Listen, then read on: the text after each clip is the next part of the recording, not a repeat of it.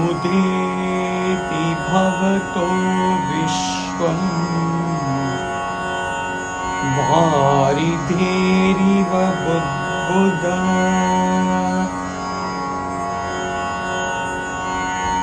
idi jñātvaikamātmānamevameva layaṃ vraja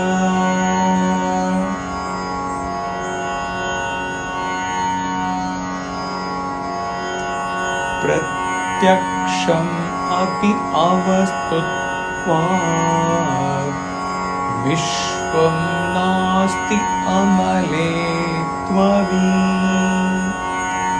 rajjusarpa iva vyaktamevameva layaṃ vraja samaduḥkhasukhaḥ pūrṇa āśānairāśyayoḥ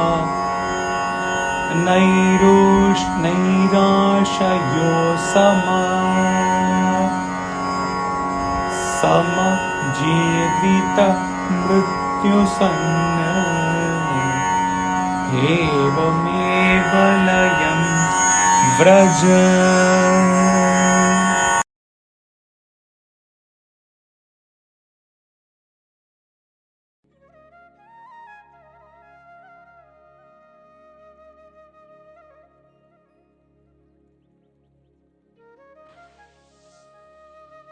Verse 2. The universe arises from you like a bubble from the sea. Thus, comprehend a non-dual self. In this way, enter into laya, the state of dissolution. We will follow mostly Chinmaya's commentary for these three verses because all of them have been dealt. At least the second and third have been dealt many times before also. His commentary, few lines.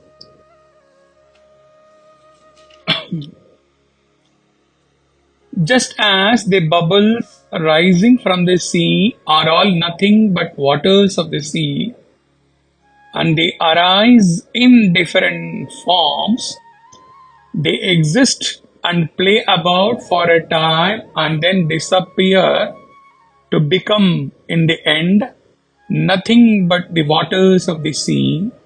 So too, universes spring up from self. Constantly thus contemplating, quieten the demands and the agitations, passions and restlessness of the equipments.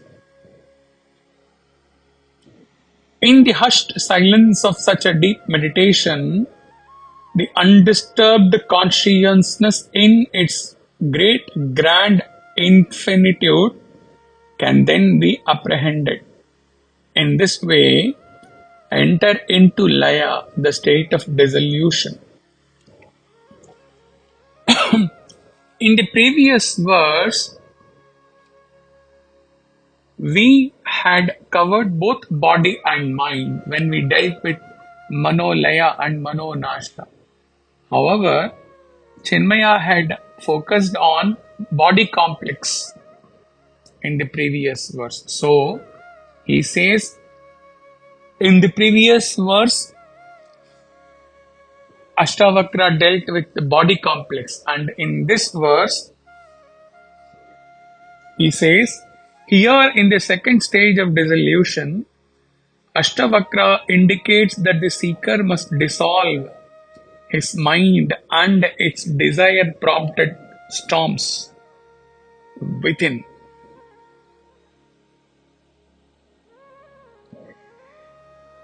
The assertion, I am the infinite self, is a daring one, and the heroic in heart, protected by his deep understanding of the scriptural texts, alone can undertake to walk this majestic path of Vedantic meditation, says Chinmaya. third verse.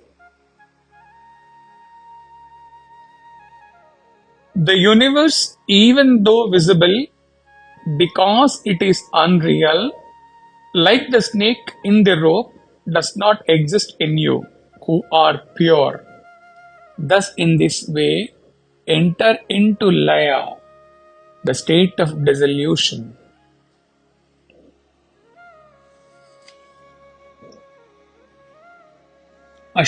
Commentary. Ashtavakra points out that even though the universe is manifested and is available for our direct perception in moments of self-unfoldment, in the higher plane of consciousness, the universe has no existence at all. Thus, having known the universe to be a mere illusion, like the snake is an illusion on the rope, negate the universe of names and forms, and thus, in this way, enter into laya, the state of dissolution. This is the third state in laya, where the universe, first verse, body was negated. Second verse, mind was negated. In this verse, universe is negated, and universe is dissolved into the consciousness of the meditator.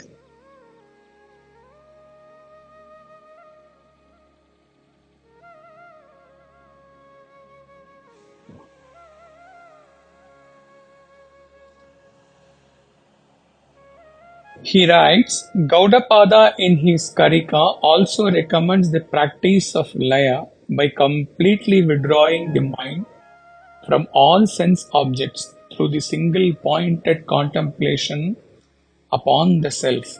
In Aparoksha Abunanubhuti, Acharya Shankara indicates 3 stages of laya through contemplation.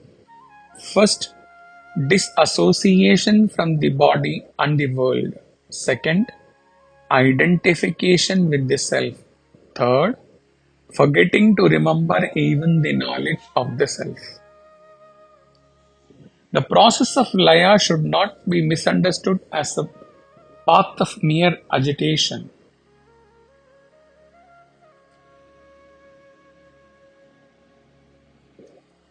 Neither Ashtavakra nor the Bhagavad Gita recommends this technique of mere negation.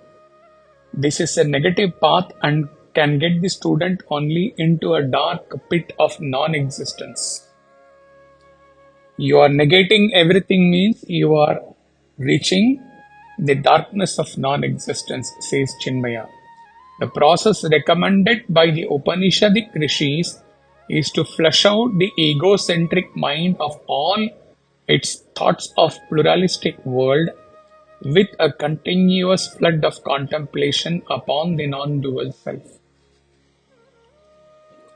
The fourth and the final verse.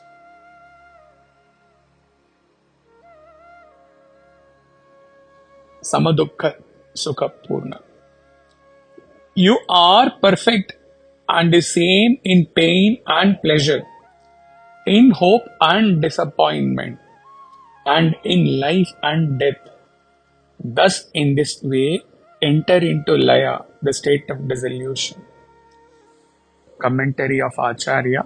In this fourth and last stage of laya, Ashtavakra prescribes for the seeker a process by which all his intellectual estimates and responses are dissolved in the steady contemplation upon the nature of the self.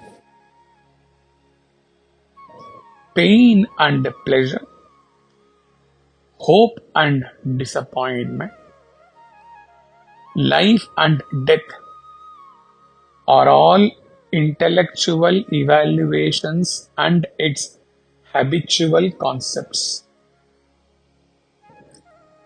To dissolve the intellect is to end its functions. In the self, there are none of these intellectual evaluations. They are all objects of consciousness. Above the intellect and therefore beyond its estimates shines the self that illumines the very intellect. In this way, enter into laya, the states of dissolution.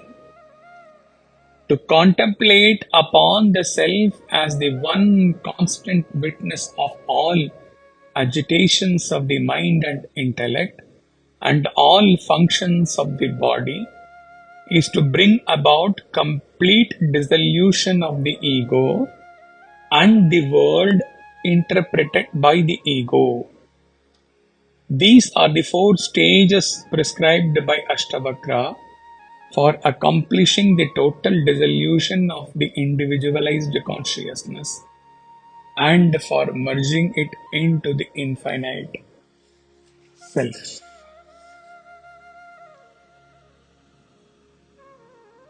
Thus ends the 5th chapter. The real takeoff happens in the 6th chapter when Janaka reverts for all these instructions of his master for dissolving, for laya, practicing laya. Janaka's reply is proverbial. Janaka's response is something not imaginable that anyone in the world would ever speak with their mind and intellect still intact. Let us look forward for his response tomorrow. Hari Om Tat Sat.